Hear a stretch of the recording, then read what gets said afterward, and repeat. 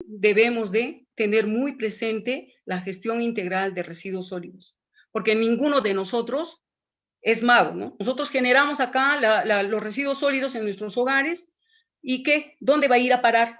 ¿Dónde se va a ir estos residuos? Porque en el botadero de Jaquira no hay magos que van a hacer desaparecer los residuos sólidos, ¿no? Y encima hay una conducta muy especial de la sociedad en sí, ¿no? Cuando se quiere construir una planta de tratamiento de residuos sólidos, nadie quiere a su lado, nadie.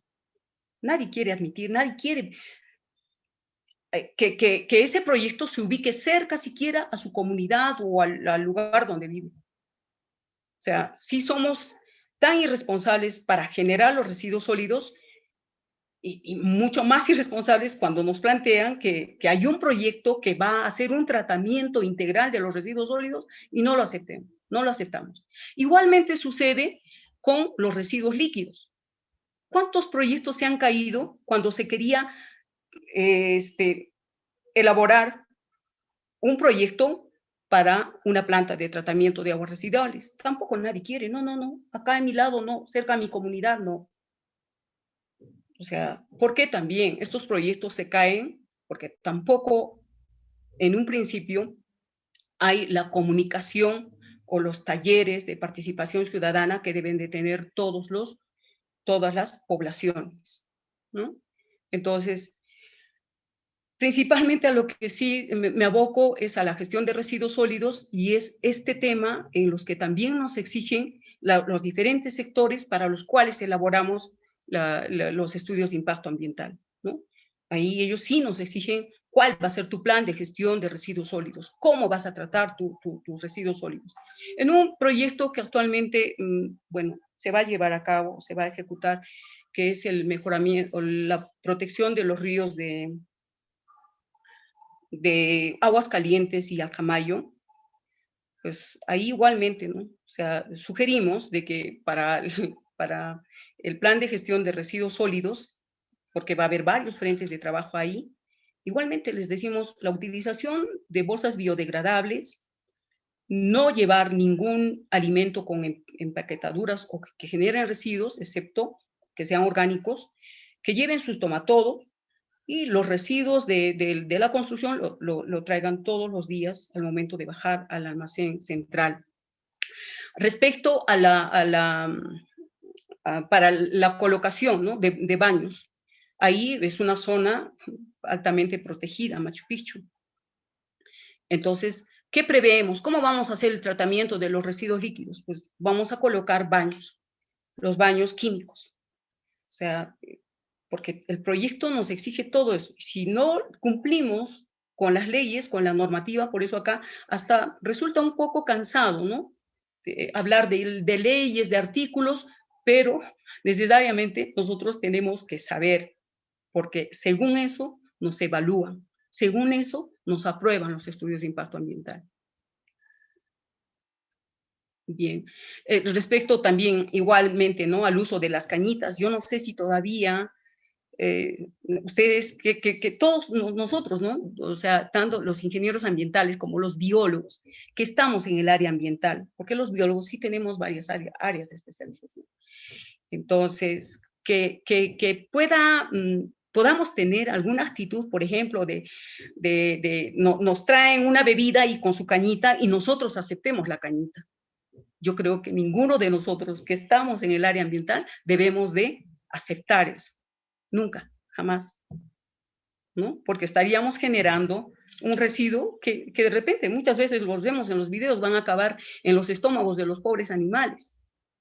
Y no solamente hablamos del mar, sino también cuando hemos hecho proyectos, por ejemplo, para plantas de tratamiento de residuos sólidos en lugares rurales, donde la comunidad vota en un determinado área, y entonces las bolsas y todo lo demás, el viento los esparce por todo lado, por las chacras, y en las chacras hay animales, y las vacas, los corderos, comen bolsas plásticas y mueren. Entonces, ¿cuánto daño hacemos? Por eso es que es tan importante que tengamos que hacer una gestión integral de residuos sólidos desde nuestras casas, desde donde estamos. Y por favor, no se desalienten. Si no pueden dar a una operadora o a una persona o una empresa que se dedica a la gestión de estos residuos, solamente pónganlo, segréguenlo en una bolsa adecuada, incluso la ropa misma. Muchas veces algunos queman la ropa, eso está prohibido, pero igualmente pónganlo en una bolsa bien protegida y eso va a llegar ahí a Jakira, y ahí hay gente que necesita y que vive y que trabaja de la segregación de residuos sólidos. Piensen en ellos, por favor, siempre ténganlo en cuenta. Ahora último ha salido la ley de la economía celular, con el principio de que todos los recursos no se deben de desechar, porque todos, no todos, pero una gran parte son biodegradables y también se pueden reutilizar como materia prima para utilizar en otros productos, ¿no? Y esto nos va a llevar a que estos residuos sólidos se valoricen, ya sea en su materia o en su energía. Ustedes saben que todos los días hay la bolsa de valores de residuos sólidos, ¿no? Todos los días se está bajando y subiendo el papel, la hojalata y otros residuos. Todos los días hay la bolsa de valores de residuos sólidos. Acá vemos, por ejemplo, un botadero, ¿no? Clandestino, que es lo que más existe, los botaderos clandestinos en todo sitio. Entonces acá vemos a una persona que está trabajando, es reciclador, él trabaja. Entonces pensemos en ellos nuevamente, les repito. Ahora, en el capítulo 5 nos habla sobre los estándares de calidad ambiental y los límites máximos permisibles, ¿no? Tenemos dos tipos, ¿no? Los de estándares de calidad ambiental y los límites máximo permisibles, que también se dan los BMAs, ¿no? En los estándares de calidad ambiental, que son los ECAs, es la medida de concentración o el grado de elementos, sustancias o parámetros físicos y químicos y biológicos en el aire, en el agua o en el suelo, en su condición de cuerpo receptor, que representa riesgo significativo para la salud de las personas y el ambiente. En los estudios de impacto ambiental es obligatorio y según las normas tener que hacer los monitoreos tanto de aire, de agua, de suelos, de ruido, y los cuales tienen que estar en función a las normas vigentes, ¿no? Por ejemplo, el decreto supremo, la 003-2010 de aguas superficiales, ¿no? Entonces, ahí tenemos las diferentes categorías de aguas. Si nosotros queremos hacer un monitoreo, tenemos que ceñirnos en base a estos parámetros exigidos por la ley. Y si no presentamos esto, pues no nos observan y no nos dan la certificación ambiental. Les voy a hacer un comentario sobre, tenemos acá el monitoreo de aire, y esto es en las ladrilleras de San Jerónimo, en las ladrilleras de Sucso-Jaulle, que tanto ha sido condenada por todos los medios, en el sentido de que las ladrilleras contaminan el aire. Nosotros hemos hecho algo de 3 monitoreos de aire, y ahí pueden ver. O sea, en el único parámetro que sobrepasa es en partículas PM10. Es en el único. PM10 porque depende, ¿no? En la época de lluvias, pues no hay PM10 porque principalmente esos suelos son altamente arcillosos y en época de secas, pues todo es polvo. Y definitivamente ahí va a sobrepasar en lo que respecta a las partículas PM10. Pero que en realidad, o sea, que haya contaminación provocada por las ladrilleras, pues no lo hay, no lo hay.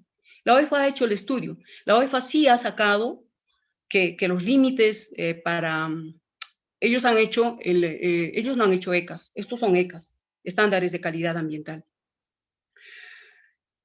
Para los LMPs, sí, ellos han hecho un monitoreo, los de OEFA. Y han ido midiendo con los aparatos que ellos tienen pero en cada horno, ¿no? Ahí los hornos no tienen chimeneas, por lo tanto no ha sido fácil hacer esta medición, pero han hecho lo más próximo posible.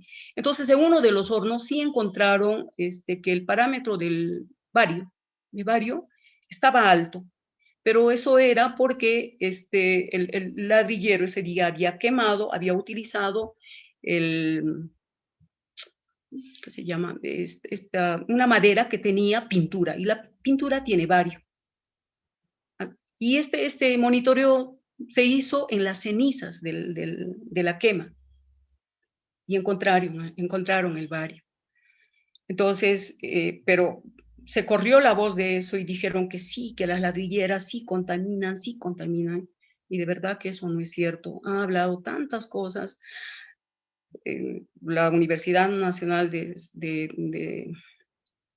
mi universidad, la San Antonio Abad, ha hecho con un programa de monitoreo ambiental, algo así, que está dirigido por el magíster Julio, no me acuerdo en este momento, pero para que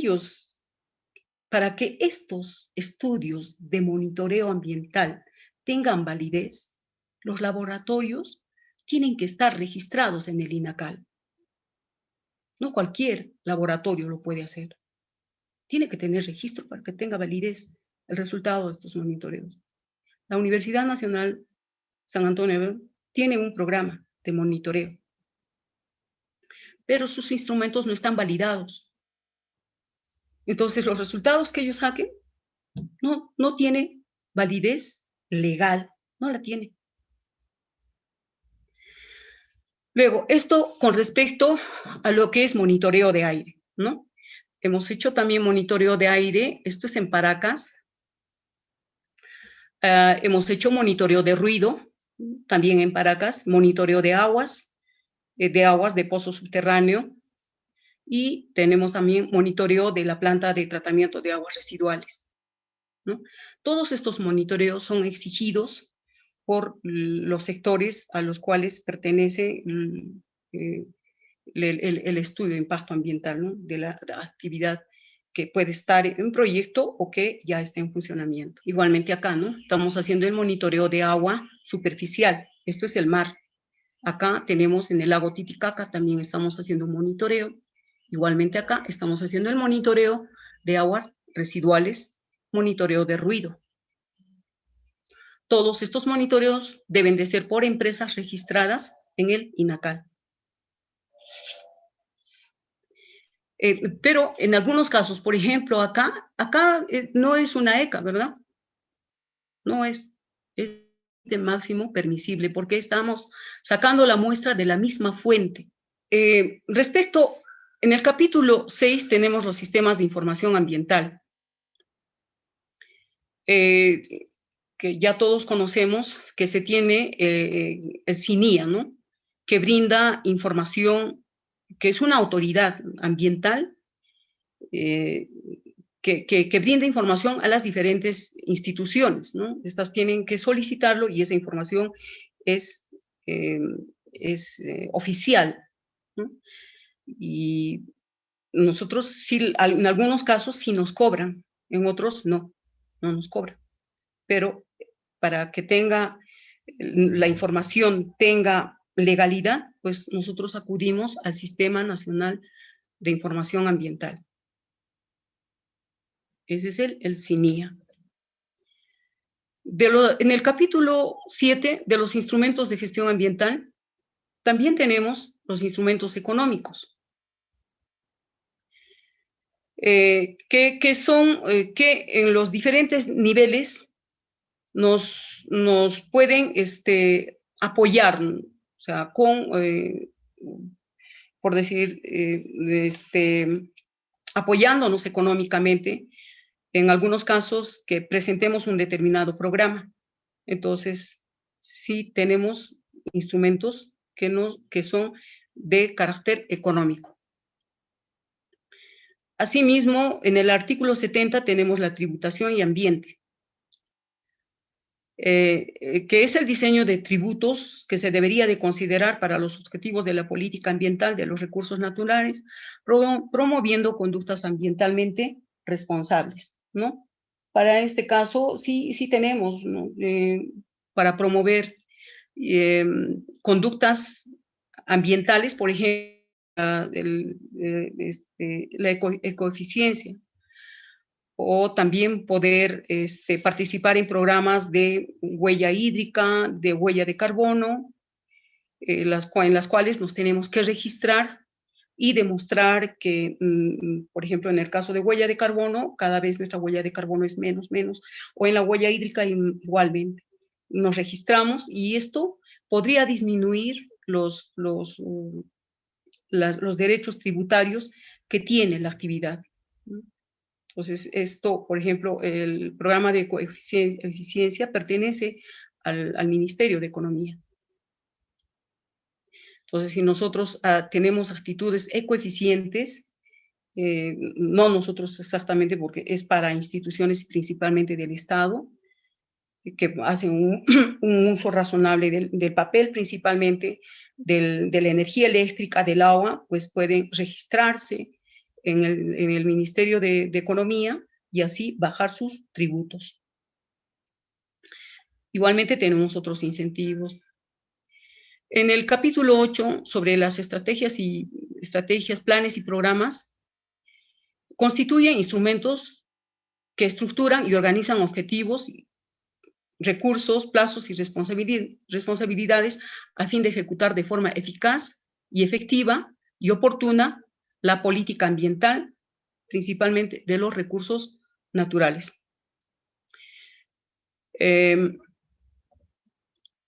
Otro de los instrumentos de gestión ambiental está en el capítulo 9 del Sistema Nacional de Gestión Ambiental. Son los mecanismos de participación ciudadana. En todos los estudios de impacto ambiental existe el capítulo de participación ciudadana, ¿no? Que es el proceso mediante el cual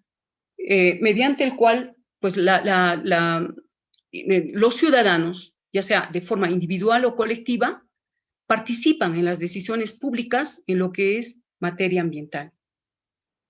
En su artículo 79 nos habla sobre los mecanismos de participación ciudadana. Los mecanismos de participación ciudadana son conjuntos de reglas y procedimientos que facilitan la incorporación de los ciudadanos en los procesos de decisiones en materia ambiental, así como en la ejecución de las mismas, incluyendo el acceso a la información ambiental. Bien, tenemos acá, como les había dicho, todo estudio de impacto ambiental debe de tener un capítulo en el cual pueda decir de qué forma ha aplicado el mecanismo de participación ciudadana y qué tipo de mecanismo ha aplicado a ese proyecto. Tenemos, por ejemplo, los buzones de sugerencias son mecanismos de participación ciudadana. Las encuestas ambientales son mecanismos de participación ciudadana. Igualmente, acá también se está tomando una encuesta y acá en Machu Picchu se está dando una capacitación de información sobre el proyecto a llevarse a cabo. Entonces, se convoca a la ciudadanía, porque la ciudadanía tiene que estar bien informada sobre el proyecto que puede afectar a su localidad. Por eso es importante aplicar los mecanismos de participación ciudadana. Muchos proyectos han fracasado porque no han aplicado, y este es uno de los primeros mecanismos o instrumentos de gestión ambiental que se debe de aplicar antes de dar inicio a cualquier proyecto, para saber si la gente está de acuerdo o no está de acuerdo, las inquietudes que tenga o propuestas que tenga de mejorar el proyecto, tiene que ser consultado. Por eso, por falta de consulta o participación ciudadana, muchos proyectos se caen. En el capítulo 10 tenemos que también prevé la ciencia, tecnología y la educación ambiental, ¿no? La educación ambiental, en su artículo 84, prevé el fomento de la investigación ambiental y científica y tecnológica, el cual principalmente dice que se debe de promover, fomentar, investigar el desarrollo científico y tecnológico en materia ambiental, Asimismo, apoyar la investigación de las tecnologías tradicionales, fomentar la generación de tecnologías ambientales, fomentar la formación de capacidades humanas ambientales en la ciudadanía, promover el interés y desarrollo por la investigación sobre temas ambientales tanto en la niñez como en la juventud, y asimismo promover la transferencia de tecnologías limpias. Esto es muy importante, promover la transferencia de tecnologías limpias para así conservar el ambiente. Es por ello que el Estado, a través de organismos competentes de ciencia y tecnología, da preferencia a la aplicación de recursos orientados a la formación de profesionales y de técnicos para la realización de estudios científicos, tecnológicos en la materia ambiental y en el desarrollo de tecnologías limpias bajo el principio de prevención de la contaminación. En su artículo 85 también dice la creación de redes y registros, ¿no?, de investigaciones en lo que es materia ambiental. En el artículo 86 dice, respecto a las comunidades y tecnología ambiental, el Estado, a través de las entidades públicas competentes, fomenta la investigación, la recuperación y la transferencia de conocimientos y las tecnologías tradicionales como la expresión de su cultura y el manejo de sus recursos naturales. En el artículo 87 de la Política Nacional y Educación Ambiental, la educación ambiental es el instrumento para lograr la participación ciudadana y la base fundamental para una adecuada gestión ambiental. Por lo tanto, la educación ambiental se convierte en un proceso educativo integral que se da en toda la vida del individuo, porque cada vez nos estamos educando y lo que nos educamos o tomamos como conocimiento respecto a la gestión ambiental, lo aplicamos en nuestra vida, y que estos son necesarios para desarrollar actividades en forma ambientalmente adecuada, con miras siempre a construir el desarrollo sostenible del país. En el capítulo 11, que es el último capítulo, sobre la fiscalización y sanción, en el artículo 88 dice: de la fiscalización y sanción ambiental, comprende acciones de vigilancia, de control, de seguimiento, de verificación y otras similares que realizan las autoridades competentes a fin de asegurar el cumplimiento de las normas y obligaciones establecidas por la ley normativa correspondiente. Por ejemplo, una determinada actividad que tiene una planta de tratamiento de aguas residuales. Sin embargo, la misma no está funcionando bien y vierte sus aguas residuales que no están debidamente tratadas a un cuerpo de agua. ¿Quién va a ser la entidad fiscalizadora que va a sancionar? También sí, la OEFA también puede ser las CEFAS de los municipios, pero principalmente es la ANA. La ANA. La ANA fiscaliza, va y ve que las aguas residuales que no están siendo bien tratadas, están siendo vertidas al río, mínimo le va a caer una sanción de 2 UITs, mínimo. O bien que también esté haciendo uso del agua subterránea sin la autorización de la ANA, igualmente le va a caer su multa. Bueno, igualmente en otras diferentes actividades que contaminan el ambiente, por ejemplo, la emisión de humos, de partículas o de ruido, igualmente son sancionadas, ¿no? Entonces, en este artículo nos habla sobre la fiscalización y la sanción que se hace por parte de la autoridad competente a las diferentes actividades que atentan contra la calidad ambiental. Por ello, el Estado promueve la participación ciudadana en las acciones de vigilancia y fiscalización ambiental. O sea, que no solamente tienen que ser las entidades fiscalizadoras, sino también cualquier otro ciudadano.